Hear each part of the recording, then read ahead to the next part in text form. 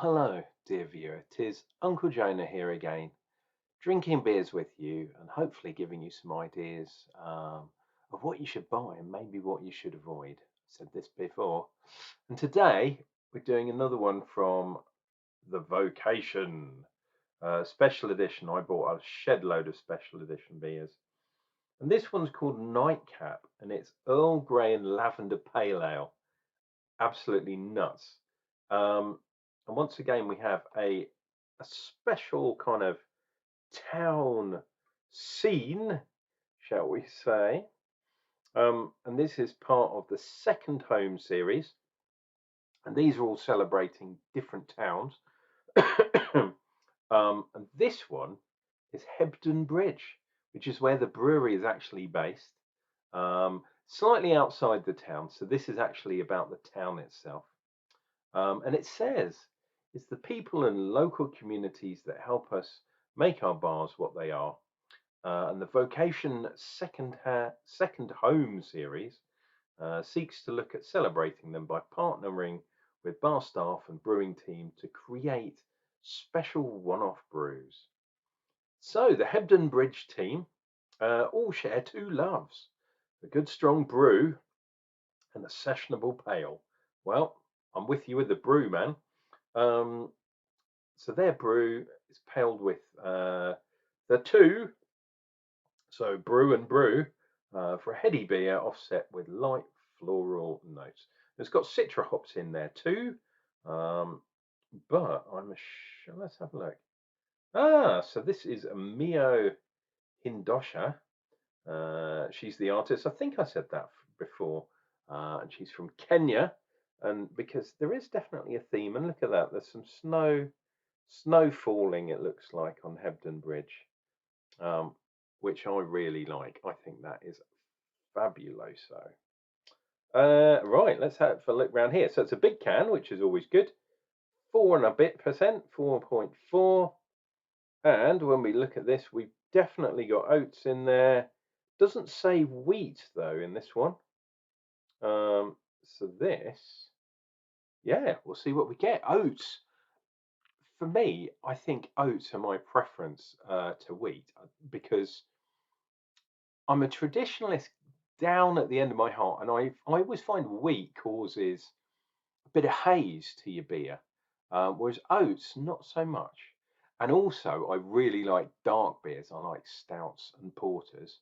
This is a pale ale, but I don't mind pale ales, but I really do like dark beers, especially at this time of year.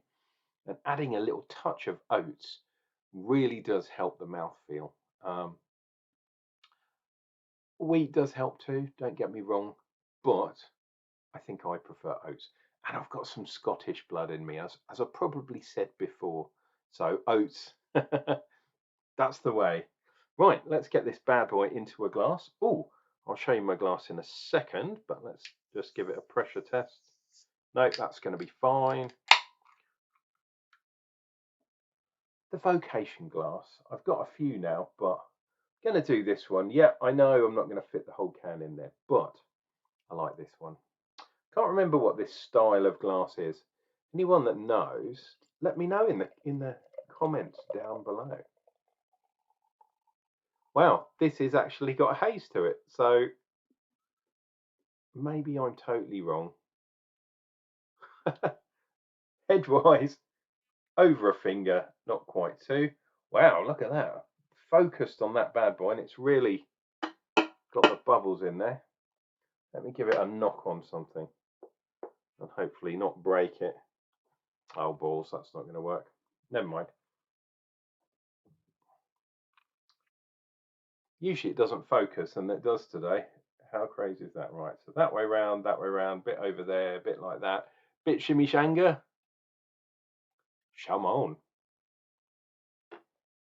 Oh, lovely. So I was thinking we were going to get the Earl Grey kind of thing on the nose. Not so much. I'm getting the citra. I'm getting some real heavy grass. Maybe a touch of the lavender.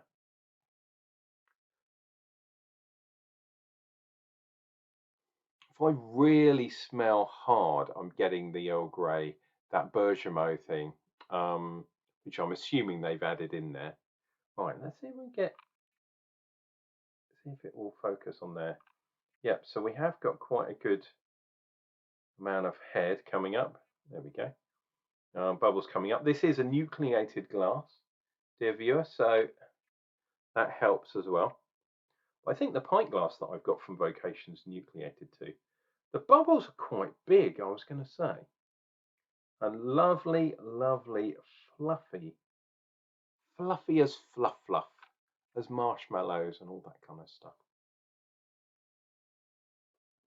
Cheers, dear viewer. If you're new to this channel, please click like down below. It really does help me out.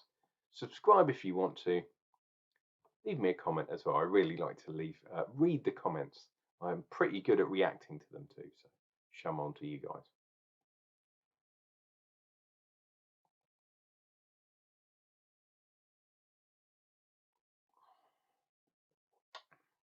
Wow. Okay. That's very interesting.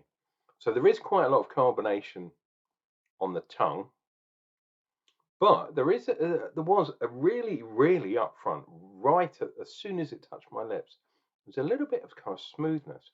Then as soon as I swallowed, I got this wash of kind of bitterness, and then the tea, which is definitely in there, and the rosemary too. So weirdly, on the nose, I was getting citra, but I'm not getting that so much in the actual taste. Um, wow, it is very carbonated as well.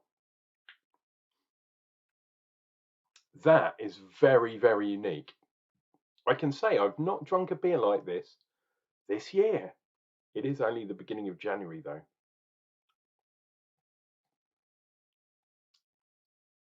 Wow, that's really bizarre. Tea mixed with beer. So you're getting a kind of combination of bitterness. You're getting the bitterness from the tea, and it is quite bitter. Earl Grey is not usually a strong tea. When they said, "Oh, everyone likes a brew," man, I like a brew where the spoon stands up and you let it go and it doesn't fall over. I like really strong brews. And Earl Grey is not strong. Um, and Lady Grey is even less strong if you fancy something a bit more afternoon tea. But no, my brew has to be like proper, like Assam or something, like proper strong, gnarly beer, or English breakfast if you can't get Assam.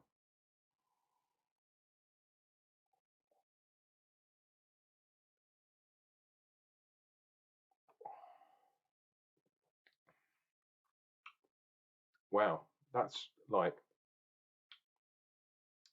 that's so weird. It's like as you're drinking, I'm getting a really mellow sort of creaminess, and as soon as you swallow, it hits you with this sort of sour, kind of sour bitterness. Wow, but it's mild. It's not like a soured beer. Don't think this is a sour beer because it isn't. But it's this sourness, and then the bitterness that comes through, and then, especially on the exhalation, you're getting that rosemary kind of thing going on.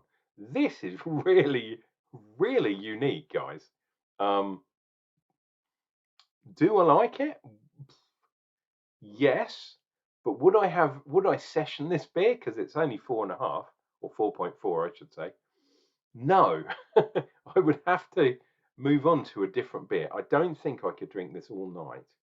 Um, but wow, it's really different. This is really good. I like it, but it's different.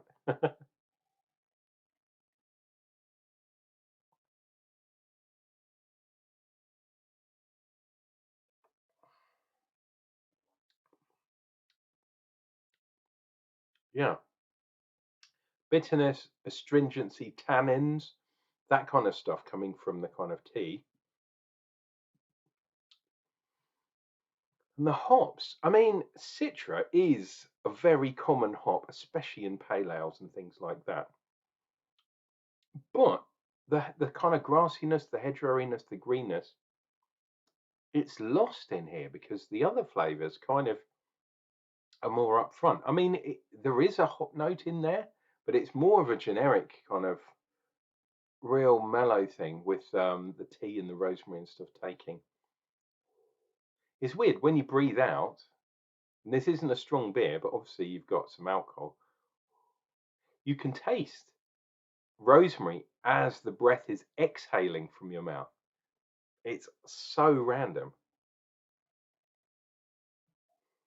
Wow, you just got to try some, dear viewer. You just have to try some. I think I'm going to finish this off camera because, yeah, it's so unique. Really interesting. We've got one more of these series. I know there's four, but I couldn't get the other one. So there are three out of the four that I'm doing the review.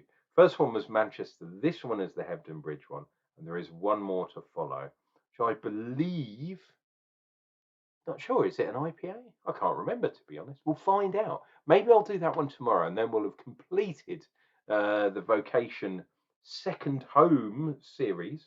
And this was, if it will focus on there, this is the Nightcap. Oh, come on, camera, play ball. There we go. It's the Nightcap, Earl Grey, and Lavender Pale Ale. And look at that scene. Old Hebden Bridge town. There's the bridge, obviously. Um, Fantastic. I like that artwork. I think that lady, she's done the artwork on all of these beers, and they're all really good. Guys, this has been Uncle Jonah drinking beers, drinking fantastic Vocation beers, so you guys don't have to. I'm saying cheers and beers to you all. Please take care of yourselves, take care of each other, and remember to drop by real soon because I'll be doing some more beer reviews.